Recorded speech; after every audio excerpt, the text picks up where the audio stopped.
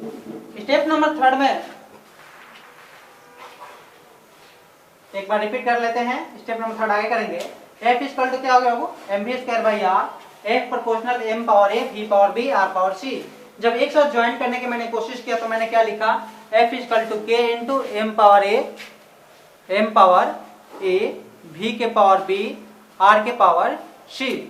दोनों पक्षों की बीमा निकालने पर, दोनों पक्षों क्या करने पर, बीमा निकालने पर, और जब दोनों पक्षों की बीमा निकालेंगे, दोनों पक्षों क्या निकालेंगे बेटा, बीमा निकालेंगे, एफ इक्वल टू के एम के पावर ए बी के पावर बी आर के पावर सी। जब हम लोग बल की बात करेंगे तो बल का डायमेंशन होता है वो M L T power minus 2 और यहाँ से हो गया एम के power A L T power minus 1 और ये एल हो गया बेटा। ठीक है, आगे थोड़ा सा गल्ला करते हैं इसका। आगे की जब बात करते हैं तो ये हो गया M L T power minus 2 इसका। हाँ बेटा, एम पावर ए, ठीक है, एल है, ये भी एल है, इसका पावर बी है, इसका पावर सी है, कोई बात नहीं, into T power minus B, कोई बात नहीं। ठीक, स्टेप नंबर थर्ड की बात करते हैं। आगे क्या है कि स्टेप नंबर थर्ड जानते हैं, दोनों चाहे ऐसे लिख देते हैं, ठीक है, दोनों पक्षों के घातों की तुलना करने पर, क्या बताया मैंने बेटा, स्टेप नंबर थर्ड ये कहता है हमारा दोनों पक्षों की घातों की तुलना करने पर, और दोनों पक्षों के घातों की हम लोग करते हैं क्या, तुलना। कैसे करेंगे, कभी भी लड़ाएंगे तो समान वाले को लड़ाएंगे। तुलना का मतलब कि बराबर ही क्या, ये नहीं कि हम आपको दीवार से लड़ा दें ये हो जाएगा, नहीं, इक्वल। जैसे यहाँ एम है, इधर भी एम को लड़ाएंगे, एम को लड़ा दीजिए तो इसका वैल्यू ए है, इसका वैल्यू 1 है, तो ए बराबर क्या मिल गया बेटा, 1 मिल गया। ए बराबर क्या मिल गया, 1 मिल गया। ठीक, यहाँ के टी के पावर माइनस 2 है, इधर टी पावर माइनस बी है, कोई बात नहीं, माइनस बी बराबर माइनस 2, माइनस से माइनस कट गया, बी बराबर 2 मिल गया। ठीक है, इधर एल का पावर बी प्लस सी है, इधर एल का पावर क्या है, 1 है, तो बी के जगह पे 2 रखेंगे प्लस सी इक्वल टू 1, तो सी के जगह पे आ जाएगा माइनस 1। ए बराबर 1 मिल गया, बी बराबर 2 मिल गया। ठीक है, अब क्या करेंगे, step number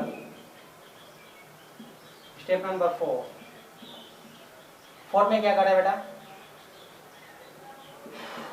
A B C का मान समीकरण 1 में रखने पर,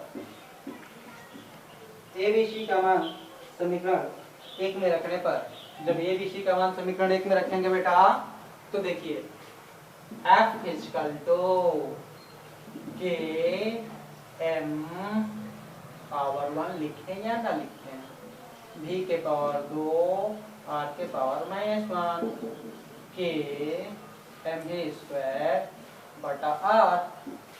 जब यहाँ पे हम लोग के बराबर 1 पुट करेंगे तो हमें मिल जाएगा एफ बराबर एम भी स्क्वायर बटा आर। एक बार मजे थोड़ा आप लोग फास्ट क्या कर रहे हैं बेटा, क्वेश्चन ये कह रहा था यदि अब केंद्र बल एफ है हमारा, यदि अब केंद्र बल क्या है, एफ है, ये 3 क्वांटिटी पे निर्भर करता है, किस पे वो, एक तो द्रव्यमान पे, दूसरा वेग पे और तीसरा त्रिज्या पे। यदि ये 3 क्वांटिटी पे निर्भर करता है तो आपको सिद्ध करना है कि सूत्र F equal to M B square by are.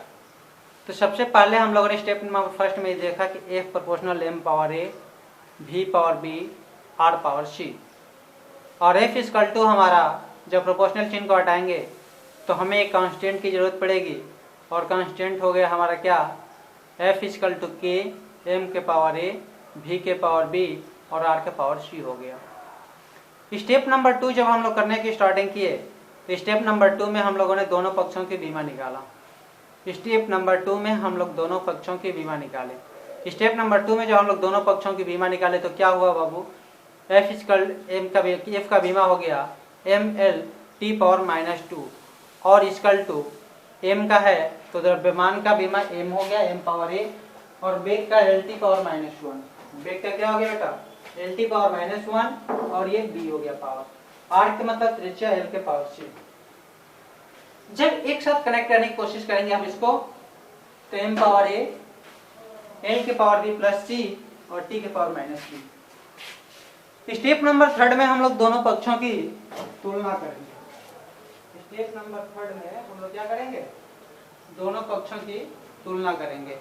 और जब हम लोग दोनों पक्षों की तुलना करेंगे तो a बराबर 1 और b बराबर 2, b प्लस c बराबर 1, 2 प्लस c बराबर 1 तो c equal to -1, a equal to 1, b equal to 2। a b c का मान समीकरण 1 में रखने पर, जब a b c का मान समीकरण 1 में रखेंगे तो क्या मिलेगा बेटा, f equal to mv² by r। आगे की गणना करते हैं।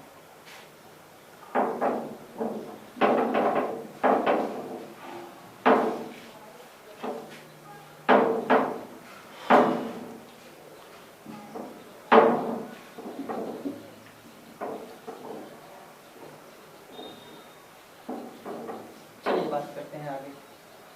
हाँ बेटा, पहला तीसरा उपयोग, बीमा की सहायता से, बीमा की सहायता से एक राशि के मात्रक को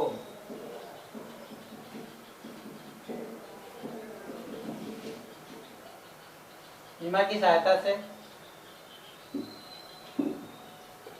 किसी राशि के मात्रक को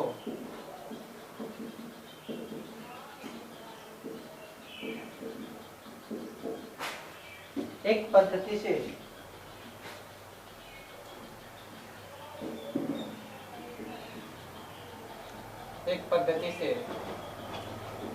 दूसरी पद्धति में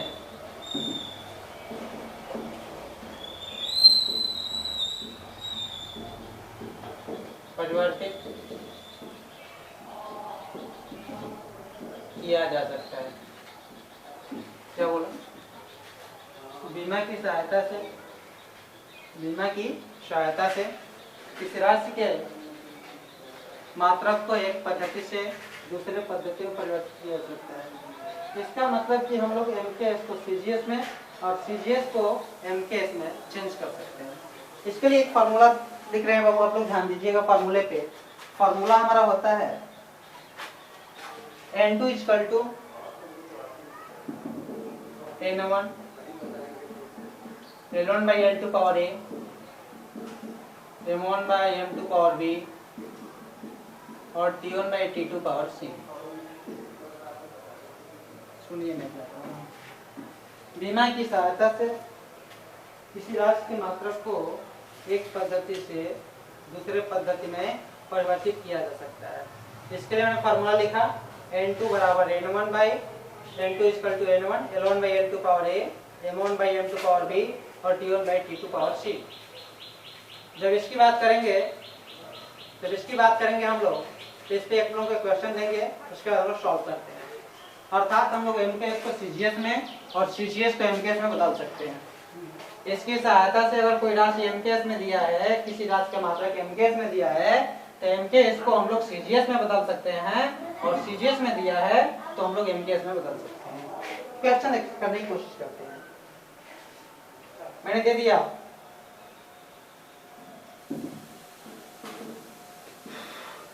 एक जूल में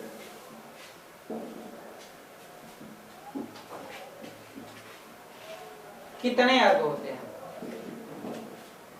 मैंने क्वेश्चन लिख दिया, एक जूल में कितने अर्घ होते हैं। अब एक बात बताइए, क्वेश्चन तो मैंने घुमा दिया इसको, लिखिए कोई बात नहीं। N2 बराबर N1 L1 by L2 power A, M1 by M2 power B, T1 by T2 power C। कुछ नहीं करना है आपको, बस क्वेश्चन जो दिया है इसको ध्यान से देखते चलिए।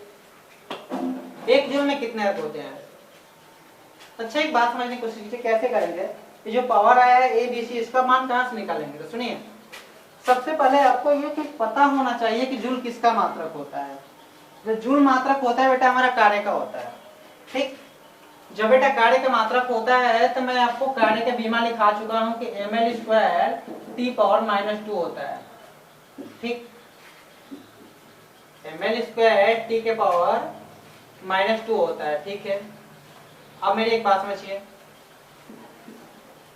यहाँ पे N1 जो दिया है हमारा 1 जूल दिया है, ठीक। L1 हमें चेंज करना है बेटा MKS से किसमें? CGS में। तो MKS वाला पोर्शन ऊपर रहेगा और CGS वाला जो पोर्शन है वो नीचे रहेगा। बात समझिए। तो ये बताइए L1 का MKS में आपको बता चुके हैं कि मात्रक क्या होता है? मीटर। और CGS में क्या होता है बेटा? सेंटीमीटर। और देखिए यहाँ पे L का पावर 2 है तो A का पावर 2 लिख देंगे L का पावर, ठीक है। M1 जो दिया है बेटा 1 kg होता है, नीचे क्या होता है CGS में? 1 ग्राम होता है।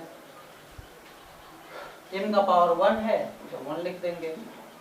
और ये 1 सेकेंड बेटा 1 सेकेंड होता है, कितना भी पावर है ये कट जाता है, इससे कोई मतलब नहीं। हाँ बेटा आगे हम आपसे पूछ रहे हैं कि 1 मीटर में कितना सेंटीमीटर होता है बेटा? 100 सेंटीमीटर। नीचे क्या हो गया? 1 सेंटीमीटर का स्क्वायर। फिर ये क्या हो गया? 1000 ग्राम हो गया। नीचे क्या मिल गया? 1 ग्राम मिल गया। ये कट गया, ग्राम से ग्राम भी कैंसिल, सेंटीमीटर से सेंटीमीटर भी कैंसिल। अब मेरी बात समझिए, ये जो 10⁻² है इसको लिख सकते हैं कि 10⁻² और का स्क्वायर इंटू 10⁻3। इसका मतलब कि 10⁷ अर्ग। क्वेश्चन आपसे पूछता है डायरेक्ट बहुविकल्पीय क्वेश्चन पूछता है कि 1 जूल में कितना अर्ग होता है, तो याद रखिएगा बेटा 1 जूल में 10⁷ अर्ग होता है। 1 जूल में कितना अर्ग होता है? 10⁷। मैंने क्वेश्चन पूछा था आपसे कि 1 जूल में कितने अर्ग होते हैं, तो इसके लिए आपको क्वेश्चन बीमा का तीसरा उपयोग क्या था? इसकी सहायता से किसी एक राशि के मात्रक को दूसरे राशि के मात्रक में हम लोग परिवर्तित कर सकते हैं, अर्थात MKS को CGS में और CGS को MKS में परिवर्तित कर सकते हैं। इसमें हम लोगों ने देखा कि MKS में जो वैल्यू दिया है तो MKS वाला से CGS में चेंज करना है तो MKS को ऊपर रखेंगे, CGS को नीचे रखेंगे।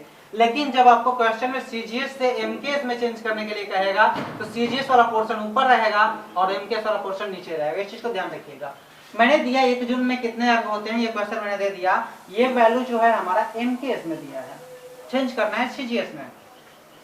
तो N2 बराबर N1, L1/L2 power A, M1/M2 power B, T1/T2 power C। हमने बोला बाबू कि MKS सिस्टम में बहुत पहले पढ़ा चुका हूँ। MKS का मतलब कि मीटर, तो यहाँ पे 1 मीटर हो गया, यहाँ पे किलोग्राम तो kg 1 kg हो गया। और ये सेकंड से कट गया, सेकंड से कोई मतलब नहीं है हमें। यहाँ पे 1 सेंटीमीटर और ये 1 ग्राम। तो ये बताइए 1 मीटर में कितना होता है? 100 सेंटीमीटर। तो 100 सेंटीमीटर मैंने रख दिया, 1 सेंटीमीटर सेंटीमीटर से सेंटीमीटर कैंसिल कर दिया। 1 kg बराबर 1000 ग्राम होता है तो ग्राम से ग्राम को कैंसिल कर दिया। ये 10⁻² है और ये पावर 2 मतलब कि 10⁻² इंटू 2 इंटू 10⁻3। जब इसको करेंगे तो 10⁴ होगा और ये 3 होगा। एक साथ मैंने डिवाइड कनेक्ट करके लिख दिया क्या? 10⁷।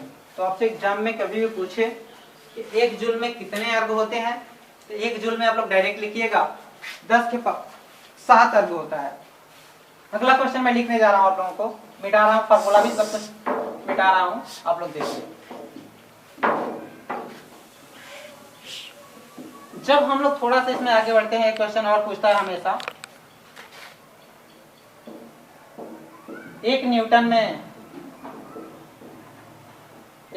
में कितने डाइन होते हैं? क्वेश्चन बहुत बढ़िया है, वो कई बार पूछा एग्जाम में। 1 न्यूटन में कितने डाइन होते हैं? देखिए इसके लिए आपको कुछ करने की जरूरत नहीं है, वही फॉर्मूला लगाइए। N2 बराबर n1